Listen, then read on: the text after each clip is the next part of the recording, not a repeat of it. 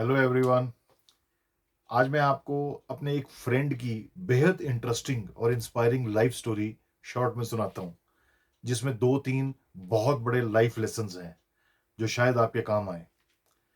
मेरा ये दोस्त, जिसे हम प्यार से निशु कहते हैं, उत्तराखंड का रहने वाला है। He was and is very handsome, गोरा चिट्टा विद हीरो लुक्स। उसे ये बात शायद इतनी बार बताई गई होगी कि स्कूल पूरा करते करते और कॉलेज में उसे बस एक ही धुन थी कि बॉलीवुड में जाकर उसे हीरो बनना है। समझाने वाले कम थे और आग में घी डालने वाले ज्यादा। लिहाजा जनाब निशु सेकंड ईयर बीच में ही छोड़कर पेरेंट्स से अच्छे खासे पैसे लेकर मुंबई पहुंच गए अपनी किस्मत आजमाने। वहां पहुंचकर जो सबसे पहले उसे शौक लगा वो ये कि उसका कोई इंतजार नहीं कर रहा था, एक भीड़ के सिवाय। कुछ दिन तो जनाब एक होटल में रुके, बांद्रा में। फिर जब पैसे कम होने शुरू हुए तो चिंता सताने लगी। जैसे तैसे एक स्टूडियो में एंट्री मिली और एक हेल्पर का काम मिल गया। कुछ दिन बाद वहीं पर एक मशहूर टीवी स्टार ने उसे दरियादिली दिखाते हुए अपने घर में रहने की ऑफर दी। Not as a room partner या flatmate, but as a servant, इस प्रॉमिस के साथ कि उसे छोटा मोटा रोल किसी ना किसी सीरियल में दिलवा देगा। रोल तो नहीं दिलवाया, पर उन जनाब ने निशु को दबाकर एक्सप्लॉइट किया, इस हद तक कि निशु कई महीनों तक बर्दाश्त करने के बाद हार कर एक दिन वहां से भागकर ट्रेन पकड़कर वापस उत्तराखंड आ गया। वापस आकर कई दिनों तक घर से नहीं निकला कि लोग क्या कहेंगे। फिर धीरे धीरे घर से निकला और डिप्रेशन में एक एक दिन गुजारने लगा। अनमने ढंग से कॉलेज रीज्वाइन किया, जैसे तैसे ग्रेजुएशन आगे बढ़ाई और कुछ काम काज साथ साथ ढूंढने लगा। कहते हैं कि पास्ट कभी कभी आपका पीछा नहीं छोड़ता, वो आपके जख्मों पर नमक छिड़कने से बाज नहीं आता। One day he came to know that a big entourage had arrived in his hill station town for shooting of some movie. किसी फिल्म की शूटिंग के लिए मुंबई से एक बहुत बड़ा ग्रुप आया था उसके शहर। उस लाव लश्कर में कुछ ऐसे भी असिस्टेंट्स और हेल्पर्स थे जिनसे वो अक्सर मिला करता था जब वो मुंबई में स्ट्रगल कर रहा था। उन पुराने दोस्तों ने अभी तक क्विट नहीं किया था। शायद उनके पास वापसी का कोई ठिकाना भी नहीं था निशु की तरह। छोटा मोटा काम वो अभी भी कर रहे थे। उनमें से एक को पता था कि निशु वहीं उसी शहर में रहता है। उसने निशु को ढूंढा और दोनों गर्मजोशी से मिले। फिर उसने निशु को बताया कि एक हिंदी फिल्म प्रोजेक्ट के कुछ सीक्वेंस के लिए उनका यूनिट कुछ दिनों के लिए उत्तराखंड आए हैं, क्योंकि कश्मीर और शिमला में परमिशन नहीं मिली। उसने बताया कि पूरी परमिशंस तो उत्तराखंड की भी नहीं है and that they were looking for someone to help. उसने निशु से पूछा कि क्या वो किसी को जानता है जो उन्हें परमिशंस दिलवा सकता है। निशु तपाक से बोला कि कोई और क्यों, आई कैन हेल्प यू, मैं कोशिश करता हूँ। मेरे फ्रेंड के फादर लोकल एडमिनिस्ट्रेशन में सीनियर पोजीशन पर हैं। निशु के बॉलीवुड फ्रेंड ने निशु को असिस्टेंट एग्जीक्यूटिव प्रोड्यूसर से मिलवाया और बताया कि निशु कैन हेल्प। असिस्टेंट ने तपाक से कहा कि please help us, we will pay for your services. Nishu थोड़ा सरप्राइज हुआ वो सुनकर, पर उसे अच्छा लगा। That evening Nishu met his friend's father at their residence and got the necessary permissions for the film crew. Nishu ने दोस्त के फादर को मिलकर परमिशंस दिलवा दी।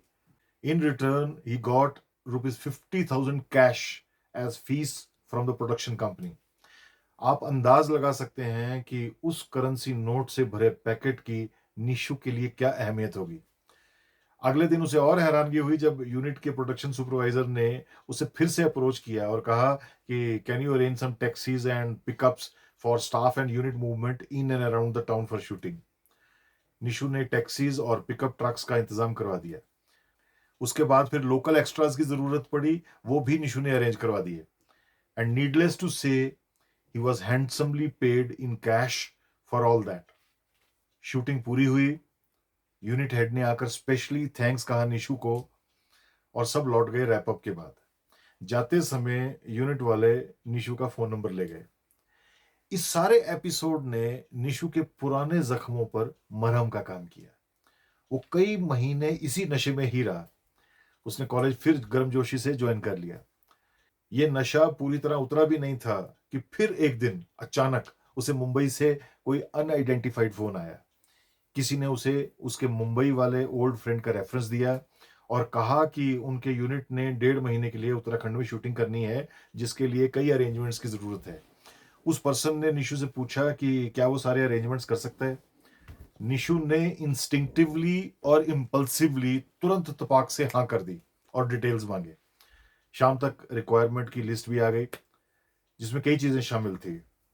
एडमिनिस्ट्रेशन की शूटिंग परमिशंस, बोर्डिंग और लॉजिंग, आर्टिस्ट और क्रू के लिए लगभग 75 लोगों को मिलाकर, taxis, buses for transportation of men, and pickup and trucks for equipment movement, high capacity generator sets, security agency hiring to control the crowds, supply of local extras, local doctors for medical support, local legal support, on site food catering service for staff and others, supply of vanity vans, local electrical and mechanical technicians for maintenance support, और भी आधा दर्जन requirement थी छोटी बड़ी।